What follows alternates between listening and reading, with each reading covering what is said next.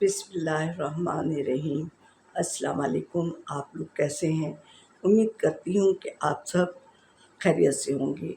और जैसे कि आप सबको पता है कि जश्न ईद मिलादुन्नबी यानी हमारे रसूल की पैदाइश का महीना है और 12 रबीउल अव्वल आ गई, खुशी का महीना है। और हम सब इस महीने में जश्न ईद मिलादुन्नबी मनाते हैं और खूब ज़ोर शोर से मनाते हैं, क्योंकि बहुत मुबारक महीना है ये कि हमारे नबी सल्लल्लाहु अलैहि वसल्लम इस महीने में दुनिया में तशरीफ़ लाए थे, जो कि हमारे आखिरी नबी हैं। और उन्हीं के ज़रिए हमारी आखिरी किताब यानी जो हम पढ़ते हैं यानी कुरान पाक उन पे नाजिल हुआ और हम उस पे ईमान रखते हैं। तो उनकी पैदाइश के दिन हम लोग उनकी पैदाइश के महीने में हम सब बहुत जश्न मनाते हैं।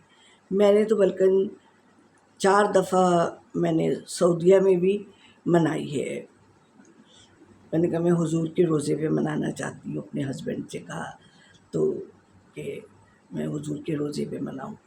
बहरहाल, और पहले भी मैं हमारे यहाँ मिलाद भी होता था, सब कुछ होता था। और अभी भी न्याज़ वग़ैरह, देखिए कुछ लोग नहीं मानते, कुछ मानते हैं। तो अभी भी होता है कि हम न्याज़ वग़ैरह कराते हैं, मिलाद कराते हैं हुजूर की खुशी में। तो कुछ लोग नहीं मानते, जो नहीं मानते वो उनका अपना मसला है। जो मानता है वो ठीक है। हुजूर को तो हर एक ही मानता है, खैर तो उनका जश्न क्यों ना मनाएं हम। तो चलें, हम भी मनाते हैं जश्न और मिलाद भी होता है। मेरी बहू तो क्योंकि अपने मैके चली जाती है, उनके यहाँ बड़ा ज़ोर शोर से मनाया जाता है। अब हमारे यहाँ तो ये होता है कि इतना पहले जब तक बच्ची थी, बाकायदा हमारे यहाँ भी महफ़िल मिलाद होती थी। और जब से मैंने ये सुना कि औरतों की आवाज़ बाहर नहीं चाहिए, तो जब से मैंने ज़रा थोड़ा कम कर दिया कि फ़ातिहा वग़ैरह तो हम दिलाते हैं, लेकिन वो औरतों का मिलाद मैं अब नहीं कराती कि वो फिर माइक पे करते हैं। एक ज़माने में मैं भी पढ़ा करती थी, वो बहुत ज़माना और था। बहरहाल, खुशी अपनी जगह और सबको जश्न ईद मिलादुन्नबी, हुजूर की आमद मुबारक हो।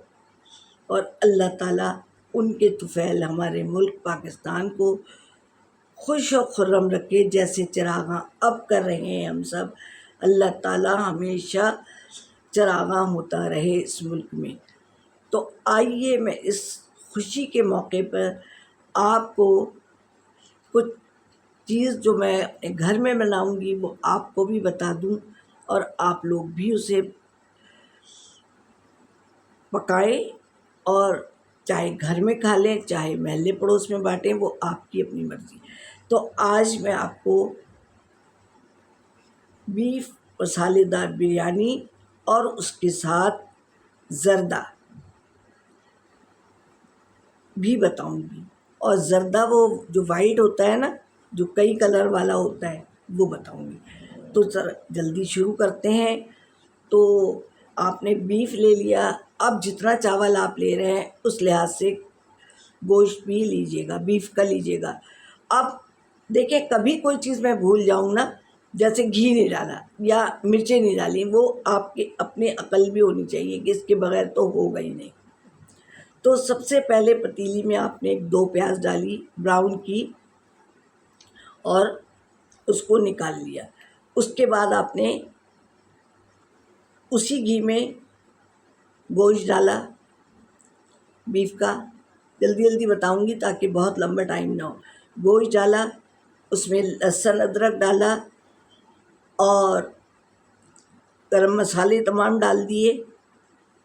जायफल जावित्री थोड़ा सा रखे रहेंगे, एकदम होते होते डालिएगा। टमाटर काट के रखें और प्याज और पिसी हुई मिर्चें, कुटी हुई मिर्चें भी डाल दें तो कोई बात नहीं है।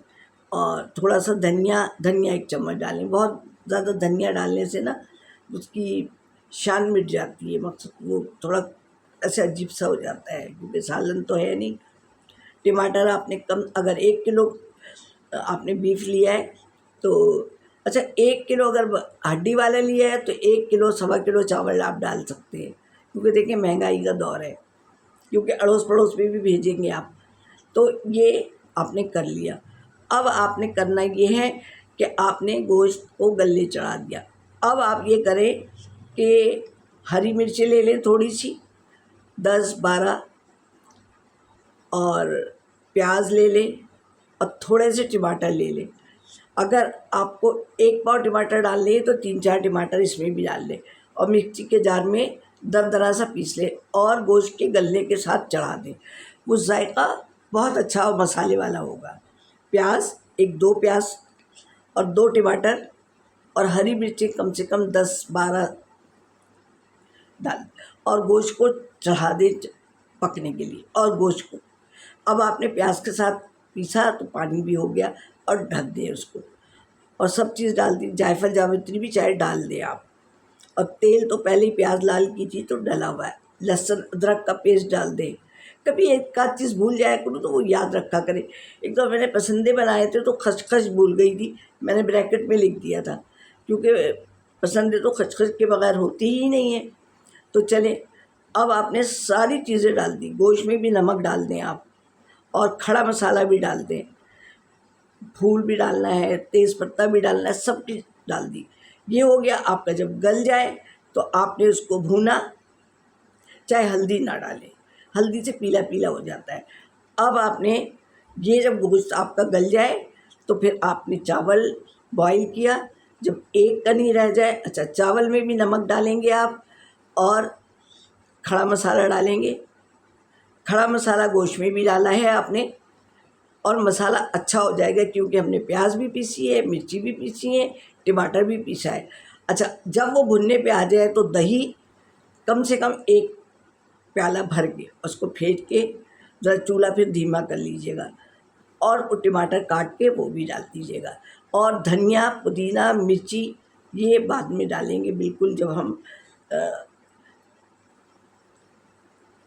लेयर बिछाने लगेंगे, और वो प्याज जो हमने वो की भी है। अच्छा, अब ये हो गया चावल, हमने एक कनी रह गया तो हमने उसको निथार लिया, निथार के रख लिया। अब जिस बर्तन में भी हमने वो डालना है, दम पे देना है, जिस पतीले में भी, तो एक लेयर जो है ना, चाहे गोश्त की पहले लगा दें और उसके ऊपर चावल, या पहले चावल लगा दें और ज़रा सा रूहे केवड़ा में ना जर्दे का रंग ऐसे ऐसे करके 2 जगह डाल दें। फिर उसके ऊपर जब गोश्त गल जाए और उसमें आलू बुखारा भी शामिल कर लें, और धनिया, पुदीना और हरी मिर्च ये भी शामिल करके, और दही और टमाटर तो डाल ही चुके हैं उसमें। अब आपने एक लेयर उसकी बिछाई, और थोड़ी सी वो प्याज जो ब्राउन थी वो भी डाल दी आपने, ठीक है। इसी तरीके से दूसरी लेयर भी बिछाएं। अब कम से कम 1 किलो चावल है तो 2 लेयर या 3 तो बनेगी, और कम से कम आपका गोश्त भी 1 केजी है, तो उसी भी इसी तरह किया आपने। अब आपने जब हो गया आपका, और इसी तरह केवड़ा भी कर दिया, और जितनी प्याज बची उसी में डाल दें आप, और नमक चावल में भी डाला है, आपको चावल उबालना आता है। अच्छा, अब आपने क्या किया, दम दे दिया, ठीक है, और उसके ढक्कन पे आपने कपड़ा लपेटा और चूल्हे पे रख दिया। इसमें तवा रखा, तवा थोड़ा तेज़ किया, और पहले 2-3 मिनट तेज़ करना है चूल्हा, और फिर बाद में धीमा कर, जब भाप बन जाएगी तो ठीक है, फिर आपकी खुशबू उठ रही होगी, आपको खुद पता चल जाएगा कि आपकी बिरयानी मसालेदार। ये मैंने मसाला इसलिए पिसवाया है, प्याज टमाटर हरी मिर्ची पिसवाया है। ये आपकी बिरयानी शानदार सी बिरयानी तैयार है। अब आ जाते हैं हम जर्दे पे। ये मैं स्पेशली रबीउल अव्वल के लिए बता रही हूँ। इसके लिए आप सैला चावल ले लें, 1 पाव ले लें, आधा केजी ले लें, वो आपकी मर्ज़ी पे, लेकिन उसको 2 घंटे 3 घंटे पहले चावल भिगा दें, ठीक है। आपने भिगा दिया, फिर उसके बाद आपने बॉइलिंग पे चढ़ाई। जब बिल्कुल डन हो जाए, चावल बिल्कुल डन हो जाए, तो उसको पसा लें। अब चावल चाहे दूसरे बर्तन में रख लें, उसी पतीले में आप पकाना चाहते हैं तो थोड़ा सा घी डालिए, आप इलायची डालिए, इलायची या लौंग जो भी, वो आपकी अपनी मर्ज़ी पे। फिर चावल उस पे डालें आप, और थोड़ा चावल रोक लें। अब क्या करें, चीनी आप अपने लिहाज से डालिएगा कि आपके घर में कैसा मीठा खाया जाता है। तो मेरे ख्याल आधा किलो में ना 1 कप चीनी बहुत होगी, वो चीनी आप उसमें बिछा दें। आधा चावल आपने बिछाया, मैं अलग से उसका नहीं शीरा नहीं बनाती हूँ, मैं वैसे ही डाल दिया। अब ऊपर से दूसरा चावल डाल दिया और थोड़ी देर खुला रहने, क्योंकि चावल हमारे पूरे डन हो चुके हैं। अब आपने क्या किया कि डाल दिया। अब वो चीनी जो है ना पानी छोड़ेगी, अब ढके नहीं थोड़ी देर, ठीक है।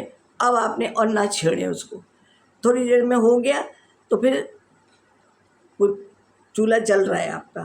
अब आपने एक पे तो दम पे आ गया, अब आपने जब देखा 2-3 मिनट बाद के भाप बन रही है, अंदाज़ा हो जाता है, तो चूल्हा धीमा कर दिया बिरयानी वाला जो है। अब ये जो है ना, अब ये देखें आपने थोड़ी देर के बाद कि वो शीरा जो है ना खुश्क होने लग गया है। ढक्कन नहीं ढकिएगा, ठीक है, ढक्कन हम ढकेंगे लेकिन ज़रा सा बाद में। अब आपने वो चम्मच वो लिया दूसरा वाला जो उसका चावल का होता है, उससे आपने उलट पुलट किया। अब आपकी चीनी सब में घुल मिल गई।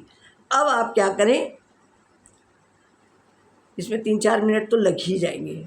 अब चीनी जो है मेल्ट हो गई आपकी, और वो चूल्हा खुला हुआ भी है और चूल्हा भी जल रहा है। अब आपने क्या किया, रंग ले लीजिए, वो कलर रेड, ग्रीन और येलो। तो आपने अगर कलर सूखा है तो उस पे आपने किसी बर्तन में मिलाया, और आपने क्या किया, एक कोने पे ग्रीन रंग डाला, ग्रीन एक कोने पे, एक कोने पे रेड, एक पे येलो, थोड़े थोड़े फासले पे डालिए। और अब देखेंगे चीनी भी मेल्ट हो चुकी हुई है, तो अब इसको बेशक आप ढक दें, छेड़े नहीं अभी, ठीक है। अब चाहे इसको तवे पे रख दें, क्योंकि नहीं तो जल जाएगा, क्योंकि चीनी का पानी खुश्क हो गया। अब दूसरा तवा हो, तवे 2-2 घर में होते हैं, दूसरे तवे पे रख दें, एक 5 मिनट, चाहे तेज़ी भी रहेगा तो कोई हर्ज नहीं है, क्योंकि हमारे चावल तो डन हो चुके हैं, हमें दम पे तो देना नहीं है। तो इसको रख दिया, लेकिन क्योंकि चूल्हे पे रहेगा तो जल जाएगा, नीचे लग जाएगा, लग गया तो सारा मज़ा ख़राब।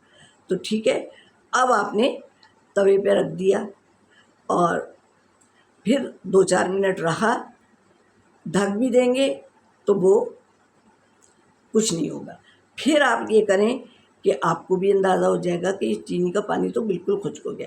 अब आप देखेंगे कि भाई आपका चीनी का पानी बिल्कुल, यानी आपकी डन होने पे आ गया। अब आपने जो ना वो वो रेड और ग्रीन जो वो होती है ना, क्या कहते हैं, जर्दों में जो डलती है, वो आप ऊपर से डाल दें। मेवा जात जो हों वो आप डाल दें। अब ऊपर से आपने डाल दिया उसको। अब क्या करें, आप चम्मच से चावल वाले अब उसको ऊपर नीचे कर दें, तो वो कलर बेहतरीन सा कलर आपका हो जाएगा। नीचे से बिरयानी हम लोग करते हैं ना, वो आपका हो जाएगा। अच्छा, उधर जो हमने बिरयानी में हम रंग डाल चुके हैं ना, मैं समझी नहीं डाला है, कभी कभी नानी भूल भी जाती है, तो मैं समझती हूँ कि आपके 4 रंगी, पंचरंगी कहते हैं वैसे इसको ज़्यादा, लेकिन ये होता 4 रंगों का है ज़्यादातर, ग्रीन, रेड और येलो और वाइट। तो 4 रंगी होता है, लेकिन पंचरंगी कहते हैं ना। तो इंशाअल्लाह ताला आपकी बहुत अच्छी ईद मिलाद उन नबी की ये रेसिपी होगी, और अल्लाह ताला आप लोगों को बहुत सारी ऐसी खुशियाँ दिखाए जो कि हमारी दीनी भी हैं। ये हमारे दीन का एक हिस्सा है कि हम खुशी मनाते हैं। ये खुशी मनाने वाली होती है कि हम जश्न मना रहे हैं अपने नबी के, प्यारे नबी का। इसके बाद ना कोई नबी आया है और ना आएगा। हम उसकी उम्मती हैं और अल्लाह ताला हमें उनकी पैरवी करने की तौफीक अता फ़रमाए और जो गुमराह हैं अल्लाह उनको भी सीधे रास्ते पे लाए। आमीन सुम्मा आमीन। अगर कहीं मैंने कोई गलती की हो तो मुझे माफ़ भी कीजिएगा, कहीं कोई चीज़ भूल गई हो तो फिर भी मुझे माफ़ कीजिएगा। और अल्लाह ताला हुज़ूर के सदक़े में हमारे मुल्क पाकिस्तान से परेशानियाँ दूर कर दें। आमीन सुम्मा आमीन। तो फिर नानी को इजाज़त दीजिए। सब्सक्राइब भी करवाएंगे, लाइक भी करवाएंगे और माफ़ तो आप लोग कर ही देंगे।